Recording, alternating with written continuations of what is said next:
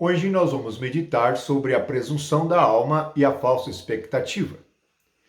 Presumir significa que temos uma opinião muito forte de nós mesmos, baseadas em nossos princípios e sentimentos.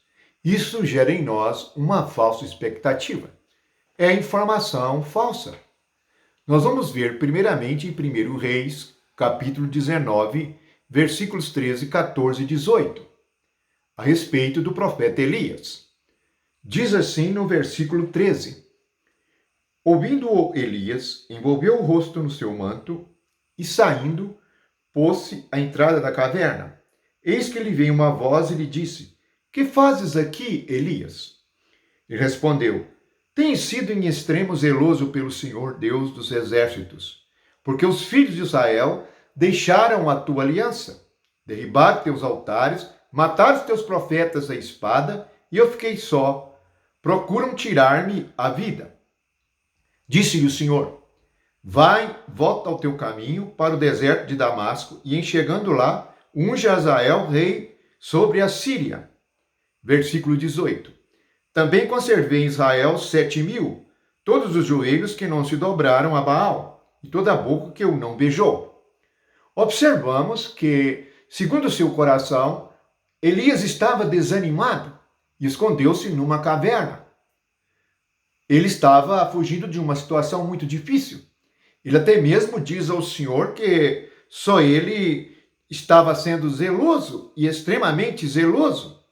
E ele clama que os filhos de Israel deixaram a aliança e que mataram os profetas à espada e eu fiquei só. Esta era a presunção de Elias. Eu fiquei só, não há mais ninguém por Deus aqui. Mas Deus diz a ele, no versículo 18, que ele conservou em Israel 7.000, todos os joelhos que não se dobraram a Baal, e toda a boca que o não beijou. Portanto, havia para Elias a realidade, a palavra de Deus. Deus conhece os corações, não nós. Mas o Senhor os revela, nós o sabemos. Assim, a presunção da alma de Elias foi cortada e ele perdeu a sua expectativa.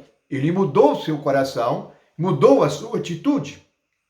Ele iria até Acabe, ele iria até Jezabel, ele iria vencer os seus profetas. Bendito e louvado seja o nome do Senhor. Também podemos recordar a situação de Davi em 2 Samuel, capítulo 12, de 1 ao 7 e 15 a 23. Podemos, resumidamente, dizer que Davi viu Batseba, a mulher de Urias. Ele colocou Urias para morrer no campo de batalha. Ele astutamente agiu para matar Urias, não com as próprias mãos, mas usou de astúcia. E depois da morte de Urias, ele tomou a sua esposa, a sua viúva. Ele a trouxe para ele, e dela nasceu um filho. Deus mandou o profeta Natã contar a ele uma parábola a respeito de um pobre que tinha uma cordeirinha, que foi tomada. Davi diz que a pessoa que fizera isto devia sofrer uma punição severa. Mas o profeta diz: esta pessoa é você. Portanto, não havia no coração de Davi uma expectativa de que fosse ele o pecador, mas Deus o revelou e trouxe sobre ele punição. O mal iria vir sobre a sua casa. O mal viria sobre ele. Ele, confessando, seria perdoado, mas as consequências do pecado vêm sobre nós quando nós erramos. Por isso precisamos de orar, de vigiar. Porque Deus perdoa, mas as consequências são inevitáveis. Devemos perceber, nesta situação, que a expectativa de Davi, ela não se cumpriu. Mas ele foi ferido naquilo que ele amava. O filho que viria morreu. E assim ele o perdeu. Precisamos de compreender que Deus é amor, mas Deus é justiça. Portanto, o que o homem plantar, certamente colherá. Podemos ver também em Jeremias. Jeremias, no capítulo 14, no versículo 19 a seguir, e o versículo 1 e 2 do capítulo 15, vai nos mostrar a oração de Jeremias para o seu povo. Ele diz assim: acaso já de todo rejeitaste a Judá? Ou aborrece a tua alma Sião? Por que nos feriste e não há cura para nós? Aguardamos a paz e nada há de bom, o tempo de cura, e eis o terror.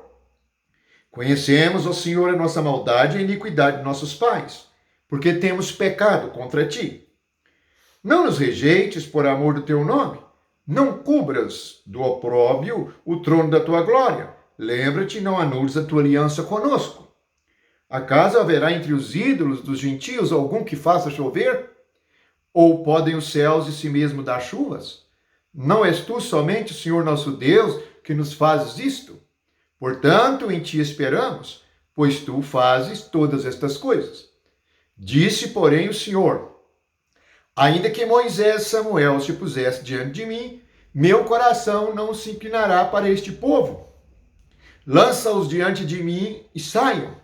Quando te perguntarem, para onde iremos, dir-lhe-ás: assim diz o Senhor, o que é para a morte, para a morte, o que é para a espada, o que é para a fome, o que é para o cativeiro, porque os punirei com 4 sortes de castigos, diz o Senhor. Portanto, a oração de Jeremias não foi atendida, e as consequências do pecado veio sobre o povo. Muitas vezes nós oraremos, mas as nossas expectativas não serão atendidas, pois Deus decide. Por isso Jesus nos ensinou a temer o Senhor, porque quando Deus decide, quem poderá mudar os seus decretos? Louvamos ao Pai por sua misericórdia sobre nós. Por isso devemos agir com misericórdia, para que possamos alcançar misericórdia. Mas em muitas situações haverá um julgamento e haverá uma punição para os nossos pecados.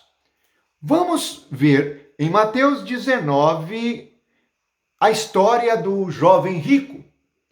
Lembramos que o jovem rico disse que ele cumpria todos os mandamentos. Mas Jesus disse a ele que ainda lhe faltava alguma coisa. Uma coisa. Ele deveria vender as suas propriedades, distribuir com os pobres. Observe que a expectativa do jovem é de que ele era justo e que ele podia seguir o Senhor da maneira que ele era. Mas a revelação do Espírito é que ele ainda tinha uma falta. Ele amava as suas propriedades, ele amava as coisas materiais, e isso se tornou um tropeço para ele. Portanto, a sua presunção sobre a santidade, a pureza, elas foram reveladas. Ele estava errado no julgamento de si mesmo. E Jesus revelou sobre isto. Ele foi embora. Ele não pôde fazer aquilo que Jesus o pediu. Podemos ler também a respeito de Pedro. Pedro, em Mateus, no capítulo 26, no versículos 33 e 35, diz assim: disse-lhe Pedro: ainda que venhas a ser um tropeço para todos, nunca o serás para mim.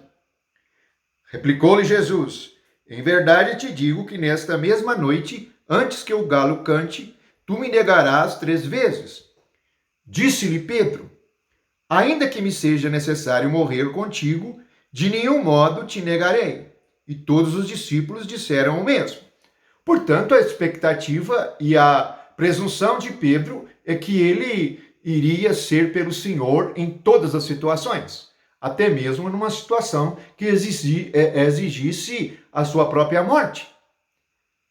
Mas Jesus revelou que ele iria negá-lo.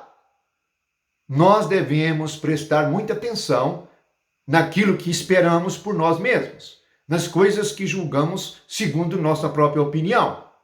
Isto é a nossa presunção, é aquilo que nós achamos, é aquilo que pensamos de nós mesmos. Precisamos de ir ao Senhor e ter a revelação do Senhor para conhecermos a realidade que está em nosso ser interior, em nossa terra. Pedro teve essa experiência amarga e ele negou o Senhor, ele chorou amargamente. Precisamos perceber quem somos e o que somos, para que a nossa decepção não seja um tropeço. Podemos ainda ver o caso de Saulo, em Atos, no capítulo 9. Em Atos, no capítulo 9, diz assim: Saulo, respirando ainda ameaças e morte contra os discípulos do Senhor, dirigiu-se ao sumo sacerdote, pediu-lhe cartas para as sinagogas de Damasco, a fim de que, caso achasse alguns que eram do caminho, assim homens como mulheres, os levasse presos para Jerusalém. Seguindo ele estrada afora, ao aproximar-se de Damasco, subitamente uma luz do céu brilhou ao seu redor, e caindo por terra, ouviu uma voz que lhe dizia: Saulo, Saulo, por que me persegues? Saulo encontrou a decepção sobre sua presunção. Ele presumia que estava agradando a Deus ao prender aqueles que criam em Jesus e seguiam o caminho. Portanto, foi preciso que uma luz do céu brilhasse sobre ele para que fosse-lhe revelado o seu coração e ele percebesse o que havia nele. Na realidade, Saulo não agradava a Deus, ele agradava a ele mesmo e aos sacerdotes contrários a Cristo. Nós somos a favor de nós mesmos.